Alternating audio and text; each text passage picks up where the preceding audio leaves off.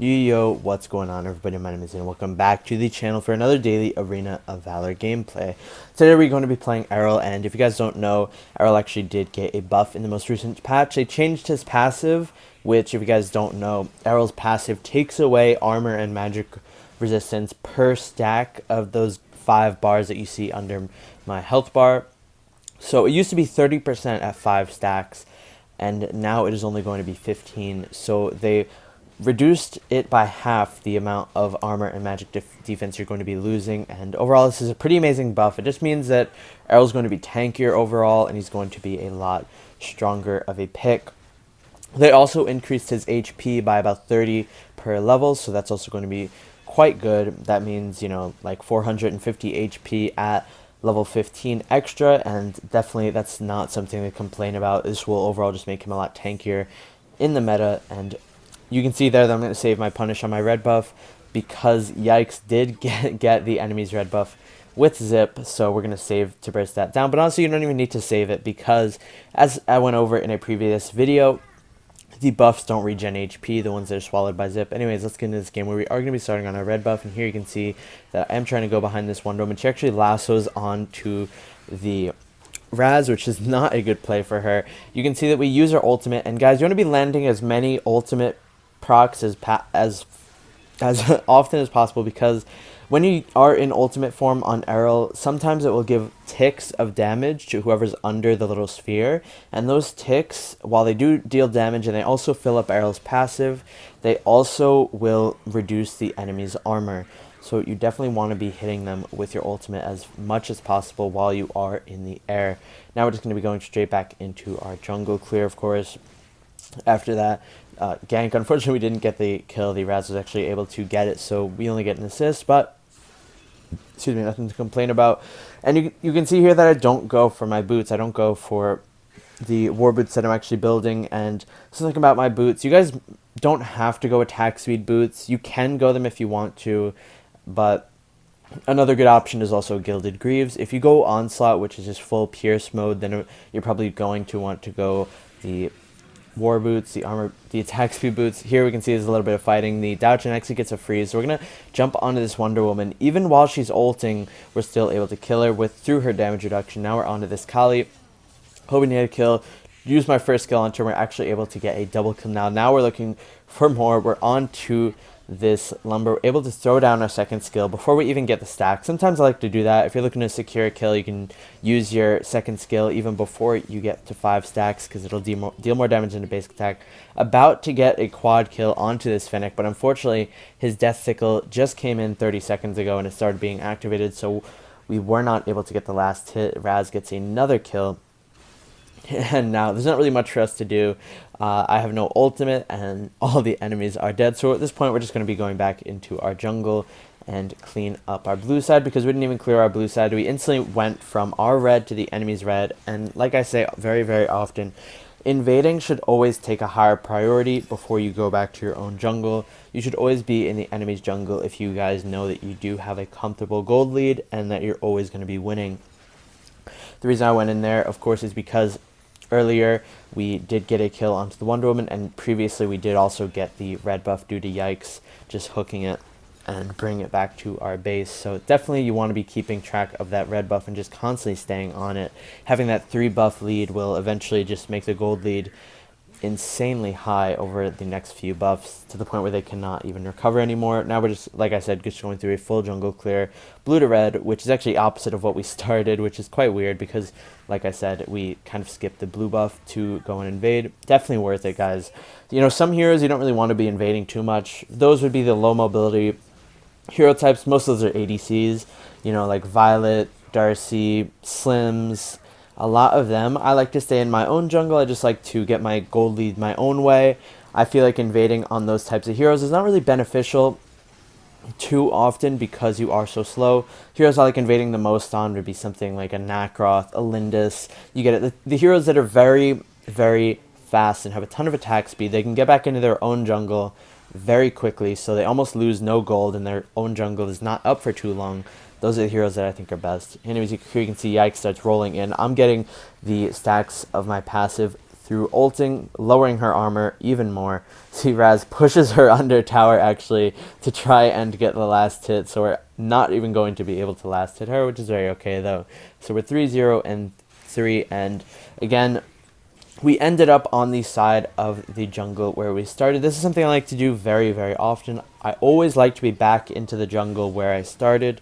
So if I start red buff, if I started red buff this game, I usually would have went from red to blue and then walked over to the dragon side so I can instantly just go back into my jungle clear. But we couldn't do that this game because we were busy invading their red side a lot.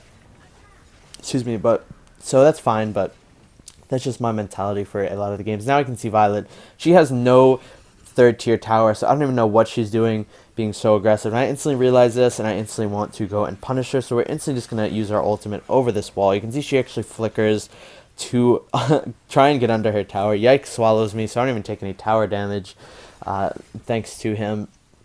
And now we're just clearing the wave before going to mid lane, of course. Again, we want to be invading this red buff, so we want to head over there and try to do that. You can see Fennec's already there, so he is going to have a little bit of a lead. The red buff did already spawn, unfortunately, but you can see just how we're always just trying to keep our gold lead. Like I said, once we got hold of that blue buff, I do not want to let it go at all.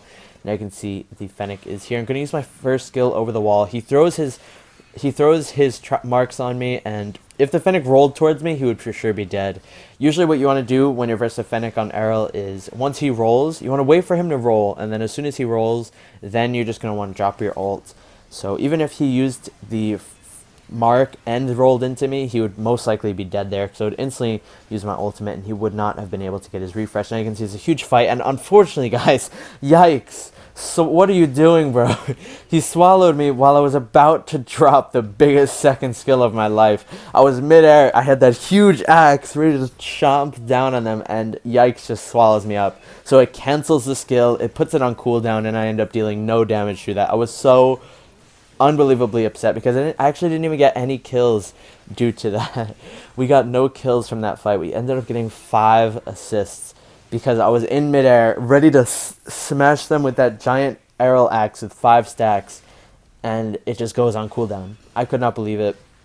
We would have gotten a few kills for sure, at least a couple, had it not been for that. But that's honestly one of the downsides of Zip. if your team, I don't even know. That's just ridiculous, but.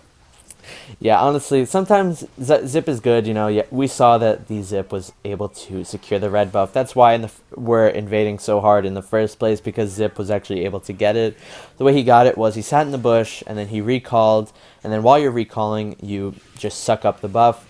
Here, I can see the Fennec and the Kali. I want to definitely use my ult onto them, lower their armor by a ton. So she's taking so much damage as Kali, because it's almost true damage, since she doesn't exactly have much armor on her own. Now we're just going on to these two. They're both stacked up. The Dio Chain gets a very nice double freeze, and we're just able to get both of those. The red buff is unfortunately gone. You can see Fennec has it right now, so we were not able to invade that again.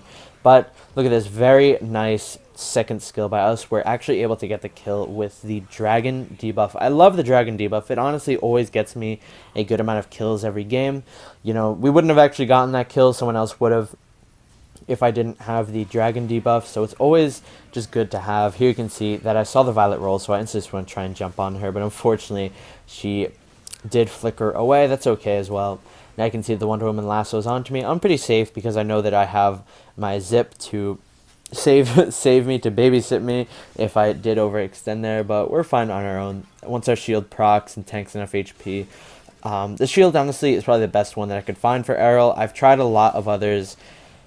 I've tried like Veda, Curse. I've literally tried everything. I've been trying for so long to get an Errol video, and just when I started, you know, calming down and ulting, you only want to use your ult to engage. Never just use your first skill or use your basic attacks or anything like that. The only right way to engage is using your ultimate, because you cannot use your ultimate as a disengage. You can actually get cancelled while starting your ultimate. He has to wait a few seconds and get ready to jump into the air, and during that time you can CC him with a stun or a freeze or anything, and it will actually get rid of his ult. It's quite ridiculous. They should have changed that in his most recent buff, because I think that's one of his biggest weak points. His ult is actually able to be cancelled even though it's on a major cooldown.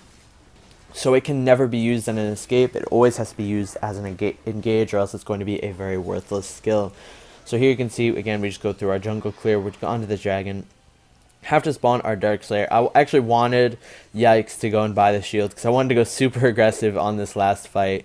I wanted him to sell his ring because I just wanted to see what I could do. I do have Rune Shield, I have Hercules, so I have a lot of extra HP. I have Lifesteal.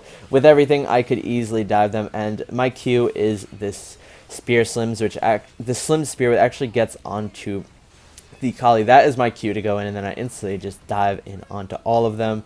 You can see that we didn't even need our Hercules shield. The regular Rune Shield was enough HP for us, and you can see right there the enemy surrenders before we can even end the game. The core was about to go down any second sooner, but we were able to take it right before they surrendered. And honestly, yeah, Errol's buff made him a lot stronger. He's better at tower diving because now you won't die as fast. You're just always going to be there. 39% damage, very good.